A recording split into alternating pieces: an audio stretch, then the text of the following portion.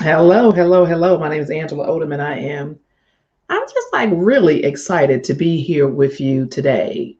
Today we will be focusing on four of the most powerful challenges that were presented by David Goggins, the author of the book Can't Hurt Me. It's about mindset. All these goals we have, these dreams, these desires, these things we want to achieve. I would just submit to you that we start first with the way we think of a thing, right? The way we see ourselves, the way we express and demonstrate self efficacy, the way we allow limits to squash our dreams, right? So that's what we're going to talk about today. The four most powerful challenges in the book Can't Hurt Me. Then, of course, I'm going to share with you that we will be doing another book discussion and book review of Crucial Conversations. We did this book discussion on April 28th. And so, first of all, my name is Angela Odom, and I am the founder of the Better You Project brand. I host this Better You Leadership podcast, and I teach women how to lead themselves, others, and also how to manage processes. And so every week we're here discussing some facet of leadership, and I want you to step back from everything that's going on and decide what is it you really want. But before you do any of that, before you dive deep into any of that, then you need to, I don't want to say need, I suggest that you just take a look at the way you see a thing, your own mindset, what's in your way, the people, your relationships that are either enhancing, helping, supporting you, or the ones that are not. And you already know what they are. So we're going to dive into this topic, and I want to first just tell you that the book Can't Hurt Me, written by David Goggins, is it's just spectacular. I'm just going to tell you, it is like super duper amazing. It's written by a man who is I don't know. I just like he should have like a S on his chest, right? He should have an S on his chest. This book represents everything you were taught about self-discipline, mental toughness, and really about hard work. It's this guy is excessive in everything he does. It's like over the top. He's seeking his whole life. He's been seeking to convince himself that he really is good enough. That the horrible beatings and the treatment that he and his mom undertook, they endured as he was growing up, that he was really better than that, more than that. The names that people called him in school and throughout his life really doubting him. The book, what he does is he lays it out in 11 chapters. And at the end of 10 chapters, he has a challenge. He issues a challenge. And I'm going to just share with you what has been the most powerful the top four for me. And I'm going to read them to you, right? I'm just going to read them straight out to you because I don't want you to miss this. I want you to take advantage of this. And so the book itself, you can definitely purchase the book yourself. Do it, go and get your audio version or paperback, or it's like it's amazing. Or you just do what most people do and Google it, right? Also, I did just a reading guide for you prior to us doing the April 28th book discussion, book review. I did that. You can still go to angelaodom.com/reading list, and you can get that guide still, right? And we're 78 days away from our next book discussion, Crucial Conversation. So go ahead and get that book, and we will, start with that. Now, And for you who want to actually uh, dive into this as I read it over the next month or so, then you join me on Angela O's reading list on Instagram. That's exactly what it's called, right? So my name's Angela M. Odom. So there's Angela O reading list. And I will start to dive into this book over the next, I don't know, probably a few weeks. And we'll go through it together and then we will discuss it together. This book right here, let's just focus, right? So I want you to just stay with me on this. This is really beneficial to you. And sometimes when somebody's trying to help you, you're like, I don't have time for that. I got this. I'm telling you right now, this is some good stuff. And so the first challenge again of the 11 chapters, the author has 10 challenges. And this is only a man like in history, only person in history who has completed he completed Navy SEAL training, Army Ranger trainer, and also Air Force tactical air controller training. He's been, those ultra races, those Ironman competitions. He's done all those things, and he even did it, and he had a hole in his heart, like literally had to have 2 heart surgeries and all these kind of things. The whole point is he's just so transparent in providing tips, techniques, and tools to push past doubt, self-doubt, and people around you who are doubting you. And so I want to start with challenge number 2, which is at the end of chapter 2 of the book, Can't Hurt Me. It's time to come eyeball to eyeball with yourself and get raw and real. This is not a self-love topic or tactic. You can't fluff it.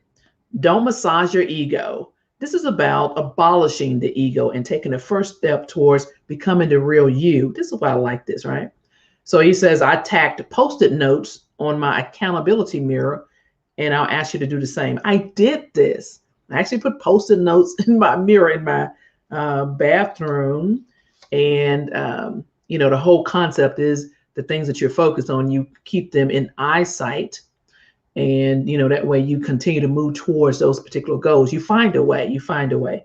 And what I did was I just, of course, I've been doing this type of thing for a while. So I understood the concept, but it is about visibility. So he goes on to say that digital devices won't work. Write all of your insecurities, your dreams, and goals on Post-it notes and tag it to your mirror.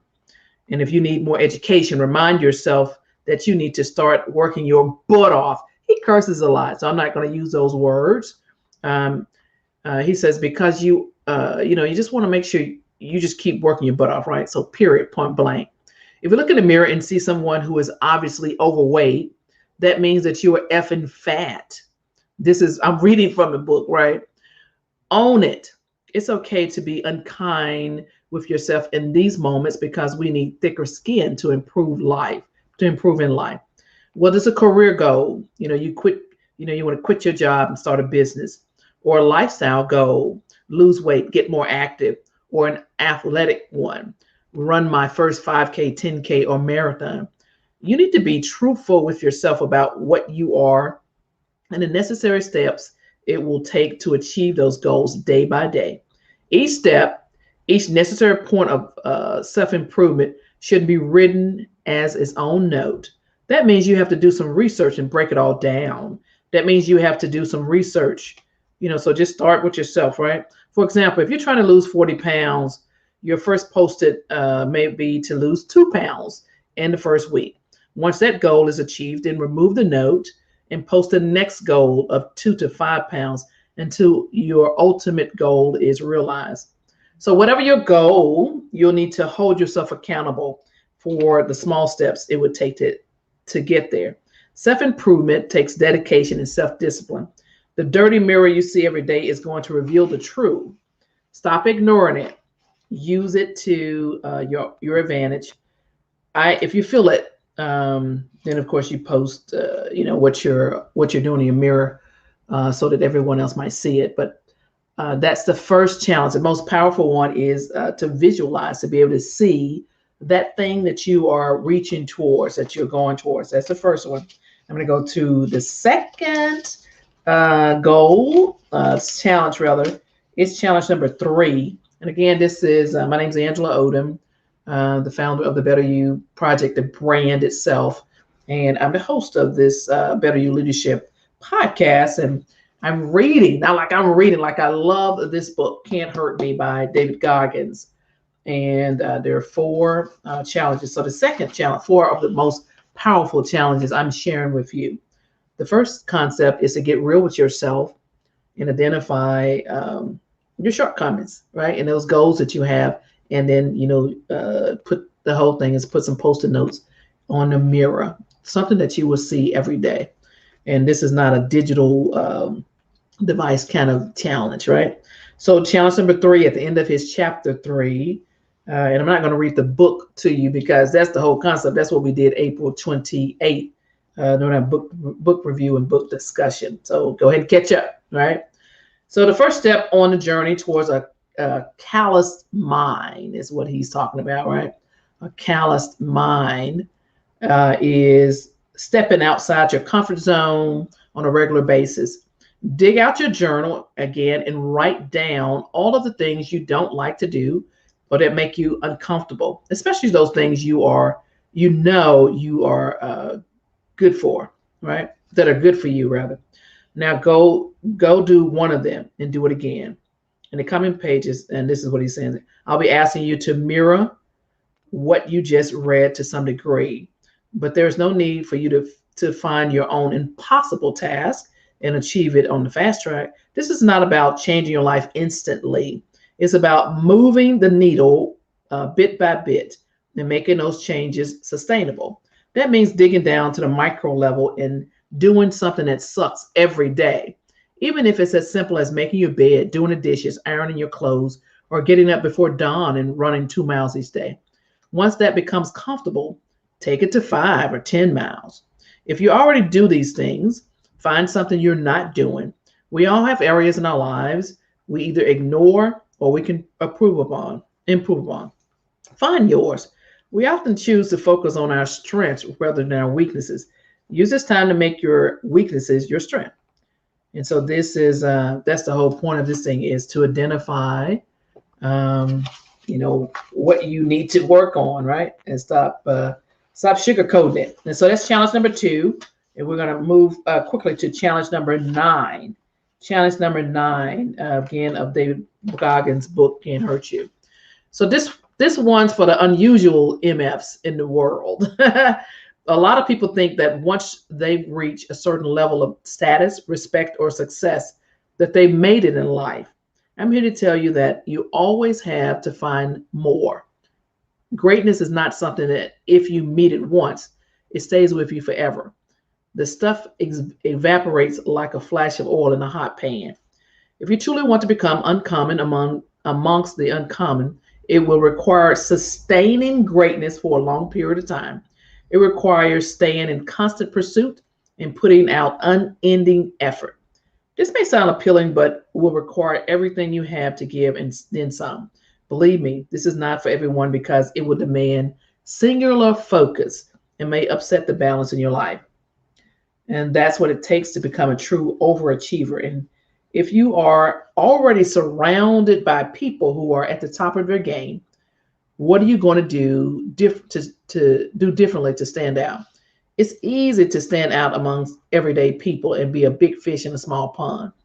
It is a much more difficult task when you are a wolf surrounded by wolves.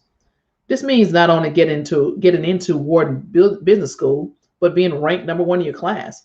It means not just graduating from Navy SEALs training, but becoming enlisted honor man in Army training school, then going out and finishing one of those ultra races. Torch the complacency you feel gathering around you, your co-workers and teammates in that rare air. Continue to put obstacles in front of you because that's where you'll find the friction that will help you grow even stronger. Before you know it, you will stand alone. And then the 4th challenge is number 10. This one I think is my favorite, right? Think about your most recent and your most heart-wrenching failures. Break out that journal one last time. Log off the digital version and write them out longhand. I want you to feel this process because you are about to file your belated after action reports. First off, write out all the good things, everything you went well from your failures. Be detailed and generous with yourself. A lot of good things will have happened. It's rarely all bad. Then note how you handled your failure. Did it affect your life and your relationships? How so? How did you think throughout the preparation for and during the execution stage of your failure? You have to know how you were thinking at each step because it's all about mindset. And that's what most people fall short. Fall short. That's where most people fall short. Now go back through and make a list of the things you can fix. This isn't time to be soft or generous. Be brutally honest. Write them all out, study them. Then look at your calendar and schedule another attempt as soon as possible. If the failure happened in childhood, then you can't recreate the Little League All-Star game where you choked. I still want you to write that report because you're likely to be able to use that information to achieve any goal going forward. As you prepare, keep that AAR handy. Consult your accountability mirror and make all necessary adjustments. When it comes time to execute, keep everything we've learned about the power of a callous mind. Control your mindset. Dominate your thought process. This is all about a mind game. So um, those are the four challenges, right? Those are the four challenges. And so what I get from this book is the is to try, and then when it gets hard, try again, and then when I fall down, get up and try again. Right? It is the way I think of a thing. Gain those resources, understanding that most of the time we're operating at about 40% of what we can actually produce and do. And sometimes we're leaning on excuses, right? So that is the point of that book. I love it. So I'm going to invite you to attend the next book discussion, book review, and it is all about crucial conversations. And we're going to do it on August 28th, right? We're going to do it on August 28th, and I invite you to come. It's going to be on Zoom, and we will. Let me just pull this up so you can see the actual uh, meeting code, right? And you can see like the meeting ID and the passcode. Passcode is reader 6. So that's what we're doing, right? We are understanding that real leaders read and make themselves better, understand what resources are available, including people and things, right? So just become better today than you were yesterday, right? Even if you failed yesterday, it's okay. It's a part of the process. That's a part of the process, especially for men and women who are in positions of authority and power. Your role or responsibility is to find a way to get the mission done, right? I want to also invite you to participate in my new um, private coaching program, which is Become a Better Leader in 100 Days, where we're focusing on a 8-step process, right? And the first part of that would be to assess your mindset and emotional intelligence. Then we move to identify your leadership gaps, increase your productivity as a leader, optimize your leadership communication, which talk about nonverbal, verbal, and written. We want to focus on enforcing boundaries and looking at effective negotiation, confrontation, and conflict resolution. Imagine pairing those together, the whole conflict resolution and boundaries, understanding that. And then understanding networking and relationship building and closing it out with achieving results through project management. So we'll have these trainings available to you, and then we will have coaching, one-on-one coaching sessions. So you just go to angelaodom.com and sign up for a one-on-one session. We'll see if we are a good fit. Again, my name is Angela Odom, and I am a life and leadership coach, founder of the Better You Project and brand, host of this Better You Leadership podcast, and more importantly, and all that, I'm Ryan's mom. That's my most important job. So with all that said, I'm so grateful to share with you the 4 challenges in the book written by David Goggins, Can't Hurt Me, the whole about mindset. Those 4 challenges are really amazing, and very effective. So the tool used with the placing the stickums, right, Post-it notes on the mirror, somewhere where you'll be able to see it daily, and then just ticking off those goals that you have one by one. And so this is like between you and you. Look at yourself in the mirror, like, okay, let me stay focused on this thing I purport to be so important to me, right? And just get it done. This is nothing instant. It's a process. So I am definitely rooting for you. And with all that said, we'll see you next time here on the Better You Leadership Podcast. Take care, and know that my name is Angela Odom, and I'm rooting for you.